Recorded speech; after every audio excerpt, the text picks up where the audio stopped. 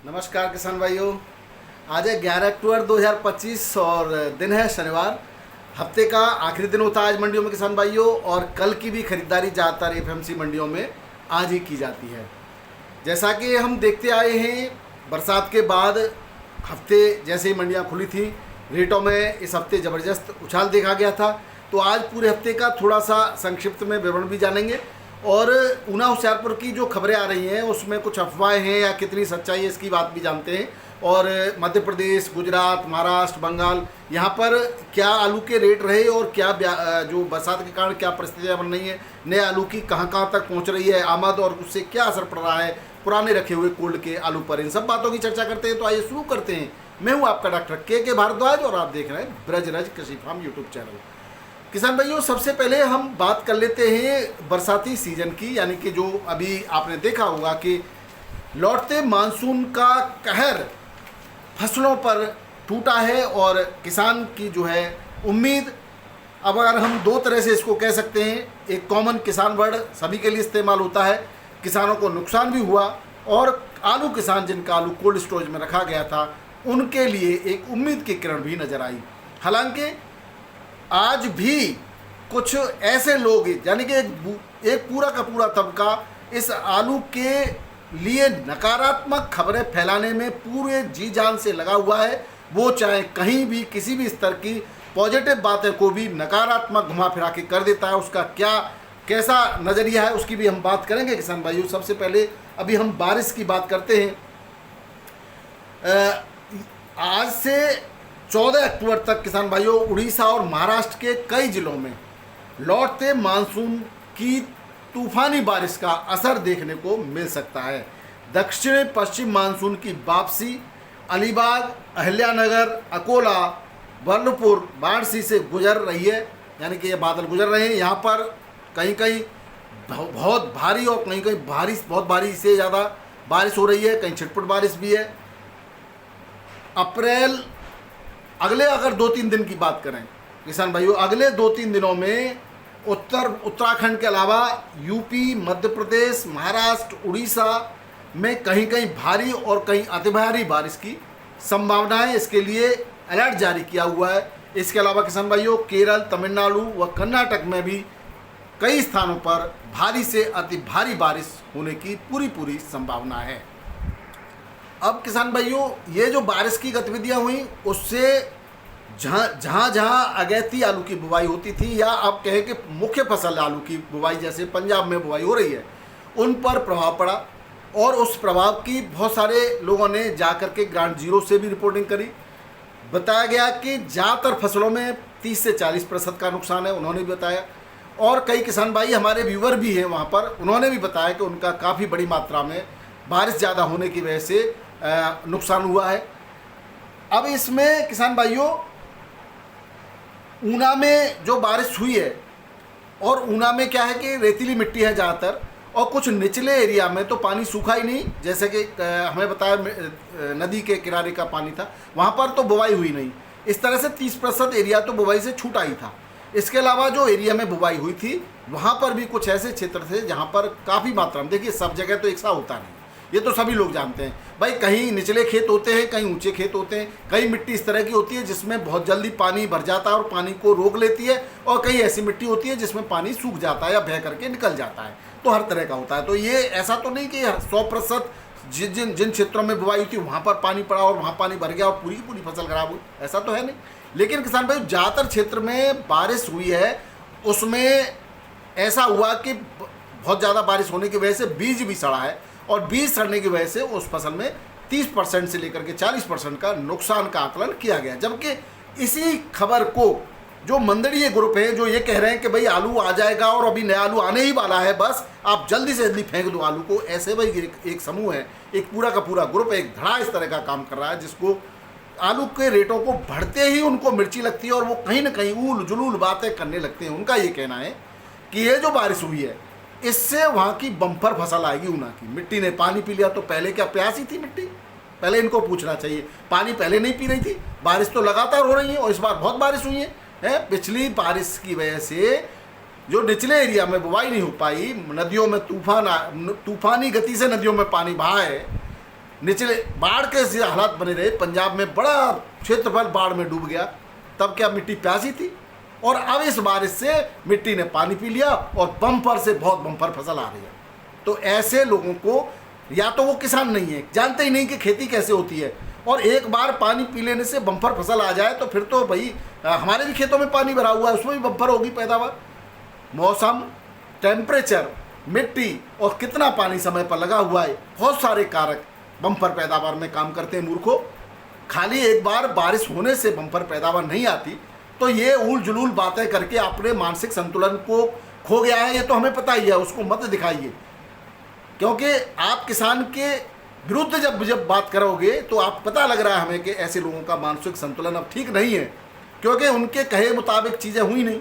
कुदरत ने भी ऐसे किसानों के लिए समय दे दिया, भाई जिनका कोल्ड स्टोरेज में आलू रखा है उनको अतिरिक्त 1 से 2 महीना मिलेगा। हमेशा 31 अक्टूबर तक कोल्ड खाली कराने का प्रयास किया जाता था, और जब इस बार 31 अक्टूबर तो मान लो अब किसान धीमा हो जाएगा, तो उस गति से कोल्ड स्टॉक में से आलू को नहीं निकालेगा। उसका कारण ये है कि अब नवंबर में आलू चाहिएगा और फिर कुछ मात्रा में दिसंबर में भी आलू चाहिएगा। जो आलू अब लग रहा है उसको 65 दिन बाद आना है, तो अब से 65 दिन बाद आने की अगर बात करें तो पूरा का पूरा समय किसानों को मिल रहा है, अतिरिक्त मिल रहा है। तो इस अतिरिक्त समय के लिए बहुत बड़ी मात्रा में आलू चाहिएगा, और वो आलू कोल्ड से ही आना है, नया नहीं आना है। और छिटपुट किसान भाइयों, कुछ मान के चलो कुछ किसान अपने कोल्ड में बुवाई, खेत में बुवाई कर चुके थे और पानी भी पड़ गया, 50% उनका सीड भी सड़ गया, 50, 40, 30 जो भी है। अब वो तो उतने पे जितना बचा है उतने पे वो तो सब्र किए हुए हैं कि भाई मेरे तो जो फसल बचेगी उसको खोद करके मंडी में रख दूंगा, बाकी गेहूं कर लूँगा या अगली आलू की फसल कर लूँगा, जो भी है।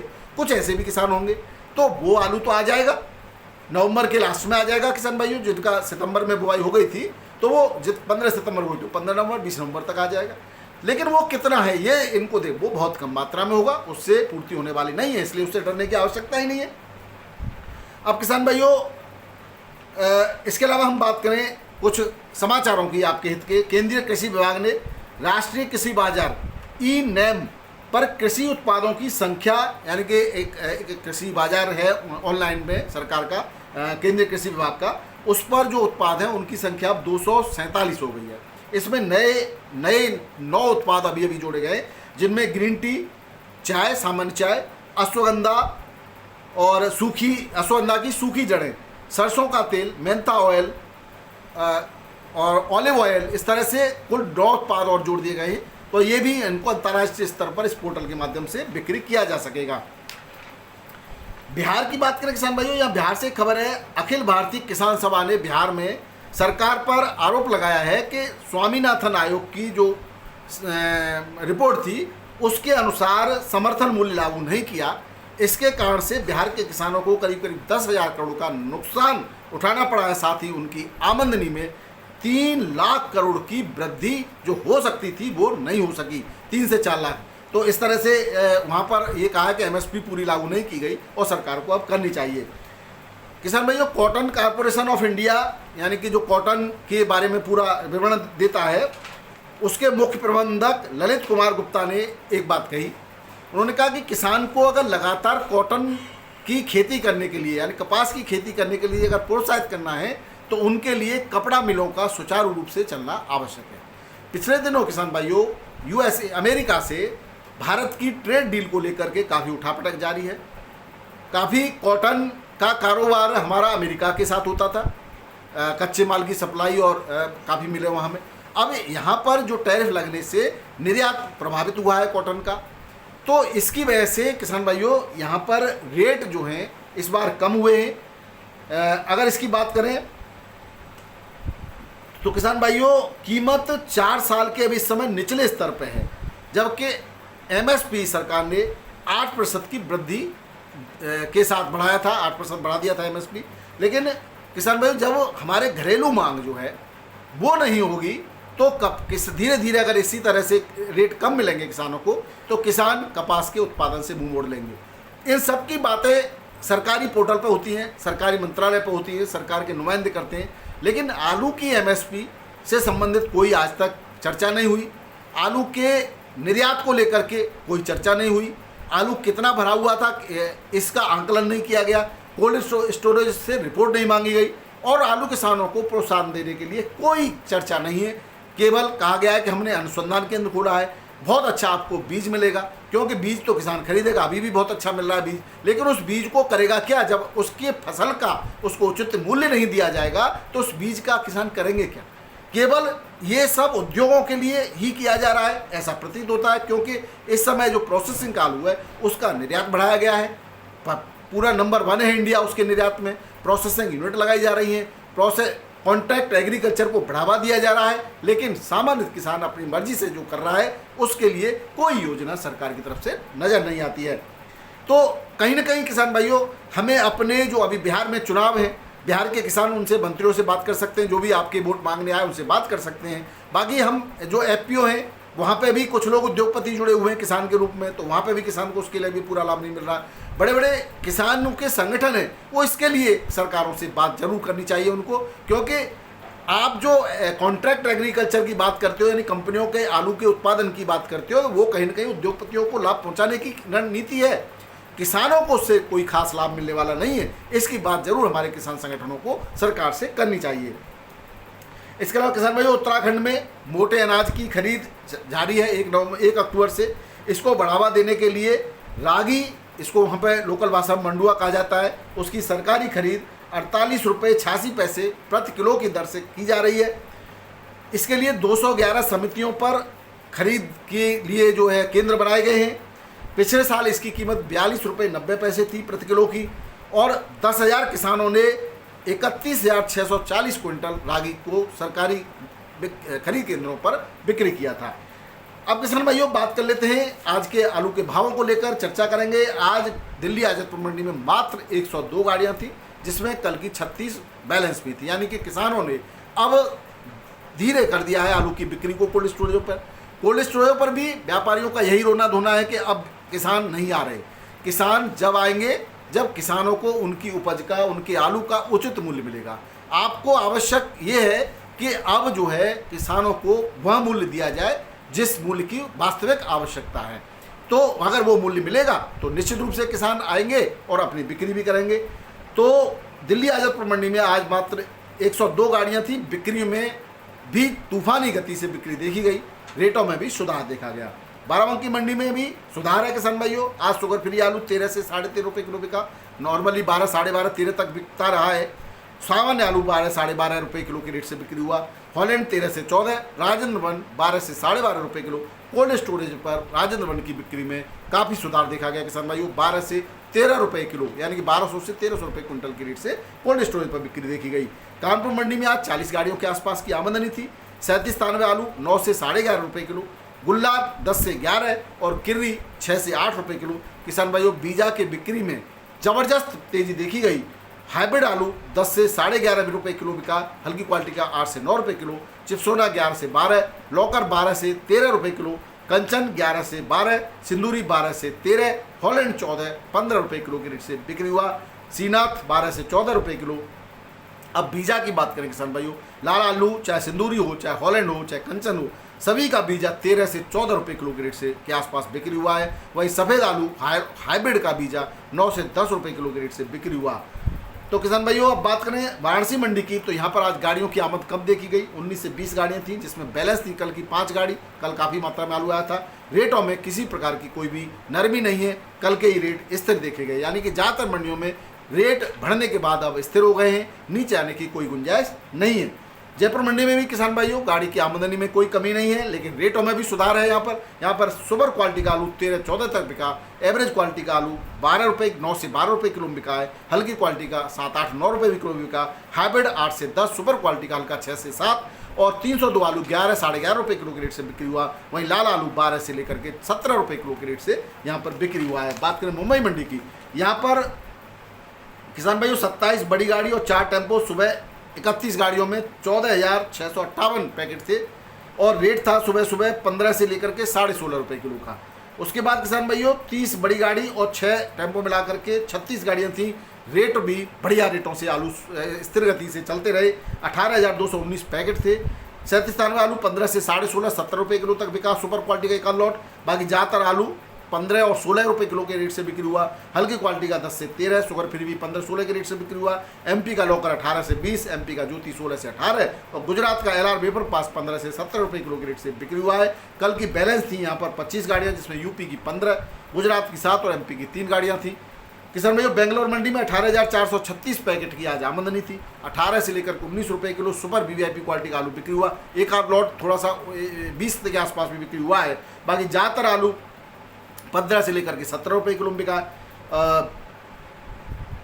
चेन्नई मंडी की बात करें तो यहाँ पर 17 से 19 रुपये किलो सुपर क्वालिटी का आलू, हल्का 15 से 16 रुपये किलो।